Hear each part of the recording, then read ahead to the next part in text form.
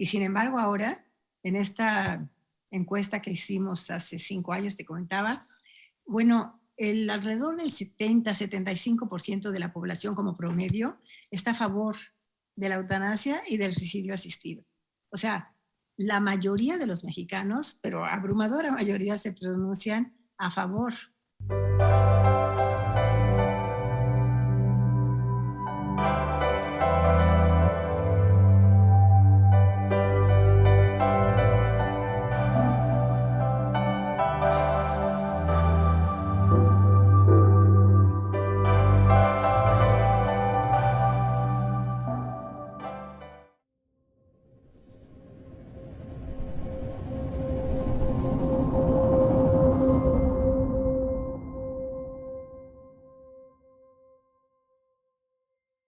Buenas noches, este lunes 7 de febrero. Bienvenidos al programa Las Reporteras. Les doy la bienvenida a este espacio informativo y de discusión que la Jornada de Oriente difunde en sus redes sociales. Soy Mónica Camacho y esta ocasión tenemos como invitada a Amparo Espinosa Rugarcía, quien es presidenta de la Asociación Civil por el Derecho a Morir con Dignidad. Y este tema, la Jornada de Oriente ha decidido abordarlo porque existe la intención en el Congreso local, en el Congreso de Puebla, por parte de un diputado, de llevar el tema de la muerte asistida y de la muerte con dignidad a un parlamento abierto, a discusión del Congreso a través de un parlamento abierto. Amparo, te doy la bienvenida. ¿Cómo estás? Pues muy bien, Mónica, muchas gracias por invitarme. Muy contenta de estar aquí en el programa. Gracias por aceptar la invitación, Amparo. Tú has abordado este tema por mucho tiempo ya, desde 2009 decides sumarte a esta causa, a este movimiento que busca informar sobre los alcances de la muerte con dignidad. Y me gustaría empezar por los conceptos, porque hay muchos mecanismos, muchos procedimientos dentro de este morir con dignidad, porque no es lo mismo la voluntad anticipada que la eutanasia y el suicidio asistido. Así que tú eres la especialista, cuéntanos, ¿cuál es la diferencia entre estos? Claro, sí, me parece muy pertinente empezar por esto, porque como bien dices, hay muchísima confusión. En México, en la Ciudad de México, pasó que propusieron abordar el tema de la voluntad anticipada y se incorporó a nuestra Constitución, y de pronto la gente pensó que ya la eutanasia, o sea, estaba permitida, y es algo, pues no es lo mismo. O sea, tú puedes firmar una voluntad anticipada, que es un documento en el que tú vas a decir cómo quieres morir, quieres qué tipo de cuidados ya no quisieras. Por ejemplo, ya no quiero que me entuben, ya no quiero un encarnizamiento médico, si yo ya estoy en coma tampoco quiero morir, pero eso lo puedes poner en tu voluntad anticipada. De hecho, hay algunos formatos que tú puedes llenar, puedes ir ante un notario, pero si tú pones en tu voluntad anticipada, yo quiero que me aceleren la muerte, que me den un medicamento para morir, bueno, eso, aunque lo pongas, no te lo van a hacer porque eso es ilegal. Eso ya es eutanasia. Y la eutanasia es una muerte adelantada con la ayuda de un médico. Hay algunos países como Holanda, por ejemplo, que tú puedes apelar a tener a que te practiquen la eutanasia, a que tú ya estás sufriendo demasiado o por las razones que tú quieras, quieres que te auxilien a morir. Eso es eutanasia, una muerte anticipada con la ayuda de un médico. O sea, el médico viene, te da unos fármacos o una inyección o lo que sea y te acelera la muerte. Pero eso, como ves, no es voluntad anticipada, para nada. La voluntad anticipada es algo que tú firmas de cómo quieres morir, pero si firmas cosas que están en contra de la ley, como ocurre con la eutanasia en nuestro país, bueno, no es legal. Y eso no te lo va a practicar un médico, por lo menos abiertamente, porque hay muchos médicos que lo hacen, y esta es una de las razones porque me parece que es una causa que debe abordarse, un tema que debe abordarse. Bueno, esto podemos hablar cuando hable un poco más de la encuesta que hicimos. Pero mira, eutanasia es cuando tú pides que te ayuden a morir, adelantando tu muerte porque hay mucho sufrimiento y ya no quieres seguir sufriendo por tus propias razones. Y ahí sí, en los países en que está legalizada la eutanasia, acabamos de tener un caso interesante en Colombia, por ejemplo, ¿no? se la negaron y luego se la aceptaron, porque ahí es otra realidad. Pero aquí en México, eso un médico por lo menos no te lo va a hacer abiertamente. Luego hay otro tema que mencionaste, que también me parece que hay que aclarar, es el suicidio. A veces se confunden y realmente es parecido, porque la eutanasia es cuando el médico te proporciona el medicamento, o te pone la inyección, o te pone lo que sea, ¿no? Y en el suicidio nada más te lo deja ahí para que tú te lo pongas, o para que tú te lo tomes. No es activa su participación, es más bien pasiva, o alguien te vende un medicamento, y tú, o alguien te ayuda, entonces, pero lo haces tú. Tú eres la que activamente te provocas la muerte. Entonces es una diferencia que luego dicen que no es tal, porque de alguna manera también te dieron el medicamento, sí, pero hay esta muy sutil diferencia, que es la actividad. El médico es activo al inyectarte, por ejemplo, bueno, esa es eutanasia. Y si nada más te deja ahí la inyección para que te la pongas tú, bueno, ese es el suicidio asistido. O sea, serían para mí los dos términos que más se confunden. Y luego la voluntad anticipada, que no tiene que ver, pero me parece a mí que todos estos temas, términos, forman parte de lo que sería una muerte digna. Como que tengas las herramientas necesarias para que puedas tener una buena muerte.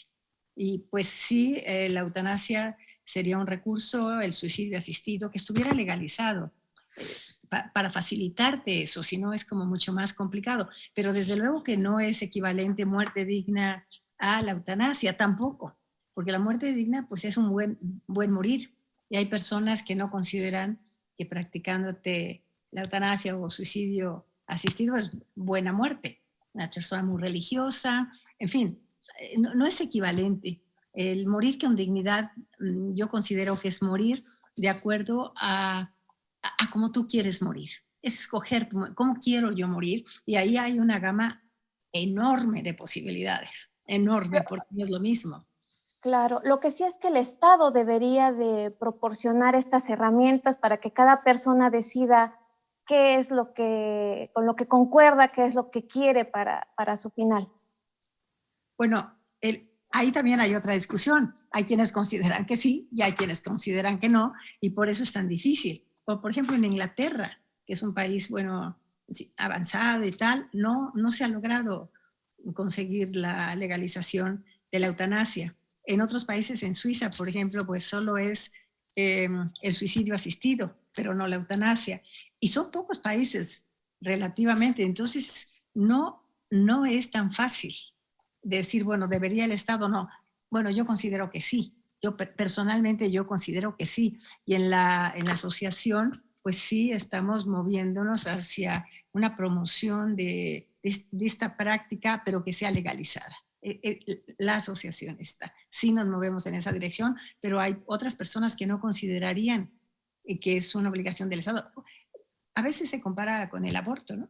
Hay personas que consideran que el Estado debe proveer los medios, y otras que les parece que no. En ese sentido puede ser un poco parecido. Me parece que en el tema del aborto ha habido más avances, al menos en el ámbito jurídico, ya desde el hecho de que la Suprema Corte de Justicia de la Nación determine que no se puede penalizar en un periodo cercano a la implantación pues del producto. Ya hay un avance, pero en el caso de la muerte digna ni siquiera existe eso, ¿verdad? Bueno, en el aborto también hay ires y venires. Incluso en Estados Unidos se está echando marcha atrás a una resolución que fue icónica, pero entonces sí, lleva más tiempo también el tema del aborto. Tenemos más años hablando de eso. Y la eutanasia y el suicidio médicamente asistido son relativamente nuevos. En el 2009, cuando empecé con la asociación, bueno, nadie quería ni hablar de la eutanasia. La mayoría de la población diría no. Y sin embargo, ahora, en esta encuesta que hicimos hace 5 años, te comentaba, bueno, alrededor del 70-75% de la población como promedio está a favor de la eutanasia y del suicidio asistido. O sea, la mayoría de los mexicanos, pero abrumadora mayoría, se pronuncian a favor también de la eutanasia. Depende de los estados, pero no hay estados que sea menor al 50% de las personas que bueno, que dicen sí a la eutanasia y al suicidio asistido. El promedio se eleva porque hay lugares como la Ciudad de México, que ahí tienes a lo mejor 80%, y Chiapas a lo mejor tiene 50%, y en promedio son 70, 75, que nos pareció, bueno, nos sorprendió, no lo esperábamos. ¿Y qué nos puedes decir del caso de Puebla? ¿Cuál es la percepción, la opinión que tienen los ciudadanos de este tema? Mira, está en un promedio, no sería 70, pero tampoco sería 50. No recuerdo bien. Pueden consultar, la encuesta está en la página. Yo creo que deben ser, no recuerdo, yo pensaría alrededor de 60, 50, pero la pueden buscar en dmd.org.mx. Ahí pueden buscar la encuesta, está ahí. Antes de comenzar el programa, Amparo me contaba que ya están trabajando en una nueva encuesta para saber cuál es la opinión de los mexicanos después de que el anterior estudio se realizó en 2016, qué es lo que opinan actualmente los mexicanos. Y me señalaba algo interesante que reflejará mucho qué es lo que opinan los mexicanos después de atravesar de un proceso pandémico en el que yo puedo decir que todos hemos hecho frente a casos cercanos de fallecimientos por el tema de coronavirus. ¿Me podrías comentar un poco más sobre esta encuesta? ¿Cuándo se estaría realizando? Ya, ¿Y está en quiénes estarían marcha. participando? Ya está en marcha y va a ser como fue la anterior, que es una encuesta nacional representativa y digamos en físico, es en persona la encuesta, no va a ser por teléfono. En la medida de lo posible vamos a tratar de hacerla igual para que refleje si es que hay algunos cambios, pero lo que consideramos es que sí, porque como tú bien dices, hubo tantas experiencias tan tremendas, tan terribles, que necesariamente debe de haber un cambio. Y hay uno, sobre todo, que me parece que según yo podría ser el más notorio, porque curiosamente en la encuesta de hace 5 años preguntamos qué tanto pensaban los mexicanos o pensábamos los mexicanos en la muerte. Nada, no pensamos en la muerte. O sea, ¿cuántas veces piensas tú al año en la muerte? Nada. Es curioso porque pensamos el Día de Muertos, lo celebramos, pero hablar de la muerte o pensar en la muerte, no hay, como si fuéramos eternos, ¿no? Es muy curioso. Y por eso, claro, la gente no firma su voluntad anticipada, porque si nunca piensas en la muerte, bueno, ¿para qué la voluntad anticipada? Ni sentido, no te vas a morir, ¿no? Entonces hay muy poca gente, como tú comentábamos antes, que ha firmado su voluntad anticipada, muy poca gente. Y además, muy poca gente ha oído hablar del documento de voluntad anticipada. En esa encuesta de hace 5 años, un 12% de todos los mexicanos conocían lo que era una voluntad anticipada y haberla firmado 4%. Y esto es representativo del total de los mexicanos, que es poquísimo, ¿verdad? Pero por otro lado, un 12% nos decía que habían visto a un médico practicar la eutanasia, que también se me hizo pues un dato muy relevante. 12%. 12% de los mexicanos, pues que son muchísimos, también han visto a un médico practicar la eutanasia. Entonces esa encuesta pues estuvo, bueno, nos sorprendió. Reveladora. Muy reveladora es la palabra. Y ahora yo creo que esto de la muerte, después de lo que hemos visto en la pandemia, de lo que ha pasado en los hospitales, de no poder despedirse de sus familiares y tantas otras cosas, bueno, y el debate que hubo acerca, a ver si lo recuerdas, de los respiradores.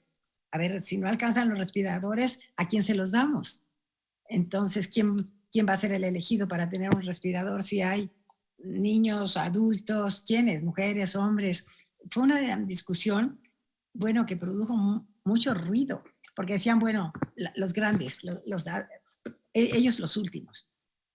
Bueno, ¿por qué no? O sea, yo que tengo esa edad digo, bueno, ¿por qué? A ver, ¿qué razones? Empezó el debate. Entonces, pienso que va a haber mucha más gente ahora que responda que ha pensado en la muerte. Mucha más. Esa para empezar. Y entonces, pues las conductas seguramente van a cambiar. Amparo, han pasado 14 años desde que la Ciudad de México se convirtió en la primera entidad federativa del país en crear una ley de voluntad anticipada. Han pasado 14 años desde entonces y solo 14 estados han legalizado el tema en este mismo sentido, en el término de la voluntad anticipada. ¿Tú a qué atribuyes esta lentitud? Me comentabas ya un poco de que los mexicanos no piensan en la muerte y por lo mismo no van a tener el tema en la cabeza ni va a haber muchas personas que se decidan a sumarse al movimiento del que tú formas parte para concientizar y lograr que esta legalización se amplíe. ¿Qué otros aspectos identificas que han frenado la legalización de este tema para el resto de las entidades del país, incluido el estado de Puebla? Bueno, yo creo que ha habido cambios fundamentales en los médicos mismos, porque antes el juramento hipocrático tú tenías que curar y salvar la vida del paciente, hacer lo que vivía. Entonces, había mucho esto de que llaman encarnizamiento terapéutico o médico, de que te tenían que salvar la vida como diera lugar. O sea, ahí no cabe la voluntad anticipada, pues porque el médico te va necesariamente a hacer todo lo que está de su parte para que tú vivas. Si hace falta un respirador, te lo ponen. Si hace falta otro tratamiento, te lo ponen, porque la consigna era salvar la vida del paciente. Y me parece a mí que poco a poco la cultura ha ido cambiando. Es más que curar al paciente, es que viva bien el paciente, que es diferente. Entonces, y también ya hay la autorización de no excederte. O sea, ya es legal, vamos, ya es admitido que no hagas todo si es que eso va a dañar al paciente o le va a causar muchísimo sufrimiento con eh, pocas posibilidades también de éxito. Y también hay otro tema más que va con esto, que se llama autonomía del paciente. Y eso nuestra asociación, junto con bueno, otras asociaciones, logramos que el término se incorporara en la nueva Constitución de la Ciudad de México, que es que tú decides. Tú como paciente vas a decidir qué quieres. Y antes era el médico, ni siquiera te preguntaban. El médico te decía esto y se acabó, ¿no? Y ahora la idea es que preguntes, que sepas y que tú mismo tomes la decisión. Creo que es un cambio fundamental. Esos dos, el cambio de la cultura médica y que tú como paciente agarres las riendas de tu vida y no vas a dejarle todo al médico. Tú vas a decidir, oye, quiero este tratamiento o no, quiero que me entubes o no. Entonces creo que esos dos cambios han llevado, tardaron, pero han llevado a que la firma de la voluntad anticipada pueda tener alguna, quizá como que fuera obligatorio. Hay que ver porque también podríamos hablar mucho de esto, pero es que esos cambios, como tú decías al principio, son lentos. Es un tema muy, muy delicado que causa mucho escozor en muchas personas, entonces se tiene que ir lento también. Así es, y me gustaría saber qué experiencia han tenido o ustedes han observado en estas 10,000 personas que han decidido firmar el documento de voluntad anticipada. De acuerdo con datos del gobierno federal, ese es el número de ciudadanos que han firmado este documento. Es nada, ¿no? Pues mira, una experiencia es que tú puedes firmar tu documento, pero ¿qué pasa cuando una persona tiene 3, 4 hijos y 2 dicen que no quieren, que aunque haya firmado, que no? Y se ponen en contra del médico. No, es que no es tan fácil. No es tan fácil, porque cuando tú estás consciente, bueno, ahí tú te impones, pero si digamos está en coma la persona, ¿cómo deciden y se ponen de acuerdo las familias? Es un documento, a mí me parece que tiene muchos otros bemoles. Ya en nuestra cultura, que somos mexicanos, la familia cuenta muchísimo, a veces dicen, no, no queremos que se vaya, bueno, si lo firmó no importa, no queremos. O sea, creo que empiezan a aflorar muchos de estos problemas, digamos, que llevan a querer como mejorar, digamos, ese documento, a enriquecerlo, hacerlo como a lo mejor más legal. O sea, siento que sí es problemático y para mí, que yo sepa, y esto no estoy 100% segura, pero no hay un registro nacional de voluntades anticipadas en donde estén todas las voluntades anticipadas que se han firmado con nombre y tal, ¿no? Porque pon tú que tú la firmas en Puebla y resulta que te accidentas en Sonora. Bueno, ¿Cómo sabe el médico, si estás en coma tal o como sea, que tienes un documento de voluntad anticipada? Si lo tienes en tu cajón, ¿no? Entonces creo que falta mucho para hacerla operativa y para que realmente funcione. Pero incluso en países que ya la tenían, están un poco echando marcha atrás. O sea, Están dando marcha atrás. sí, por esto precisamente, porque hay que afinarla de acuerdo a lo que se ha estado, a la experiencia que se ha estado teniendo. Entonces son procesos lentos, bueno, son lentos, pero a la vez son rápidos, porque suponen un cambio, bueno, de 180 grados, ¿no? De decir que Dios, me muero cuando Dios quiera, y había sido como de todo mundo creíamos eso, a decir, fíjate que no, yo voy a decidir cuando me muera. No es poca cosa de cambio, es muy importante el cambio. Así es, Amparo. Y también me parece que hay otro aspecto en el que se tiene que avanzar, que son estas unidades de cuidados paliativos. ¿Tú tienes un dato de cómo se encuentran estas unidades en los estados del país? Me parece que son los menos los que la tienen. Claro, sí, y ese es otro digamos, de los hallazgos, ¿verdad? De que te pones a incursionar en los cuidados paliativos y para empezar ni los médicos saben qué es. Bueno, no, hay unos que sí, obviamente, pero no todos saben qué son cuidados paliativos, ni siquiera saben que en su hospital hay una unidad de cuidados paliativos. Entonces hay como poca información acerca de ese tema y para los pacientes también, porque piensan que si ya vas a cuidados paliativos es que mañana te vas a morir, que solo se le da a los moribundos, y no. Los cuidados paliativos te van a ayudar incluso a vivir mucho más, pero sin dolor.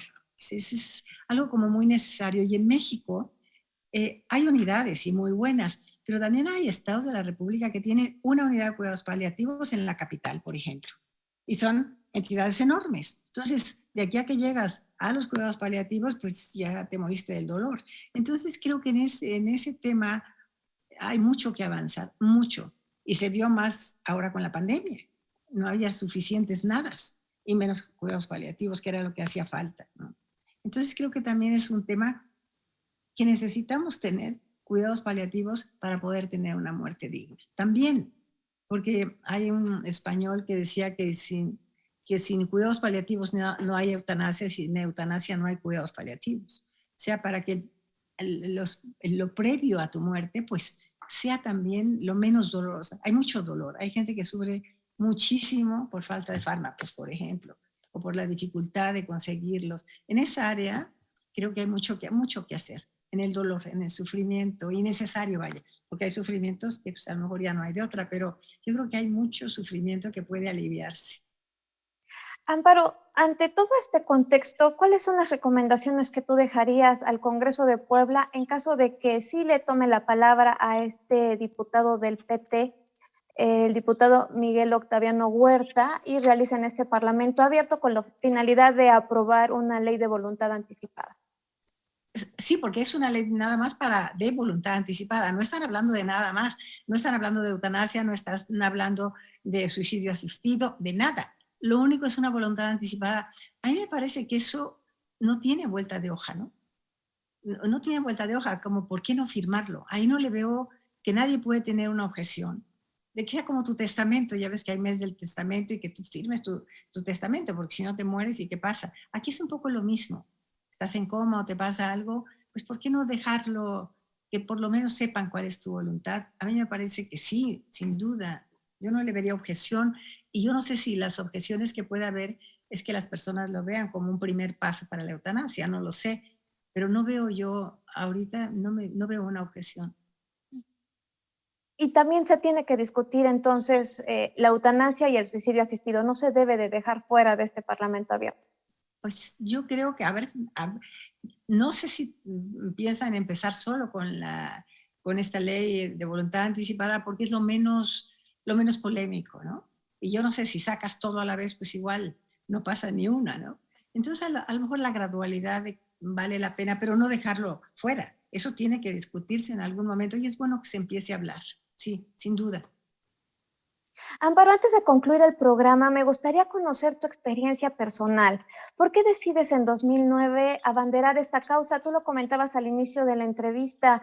En ese año que ya había sido aprobada 12 meses atrás por la Ciudad de México, no era un tema que tuviera mucha simpatía.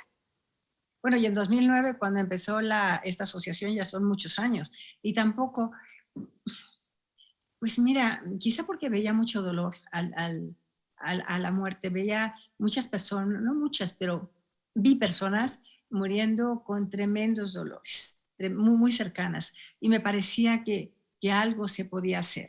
Y pensé lo primero, la eutanasia, que tú te mueras cuando quieres, pero ahora he visto que además de la eutanasia, tiene que haber avances en cuidados paliativos, por ejemplo, y en paliar el dolor.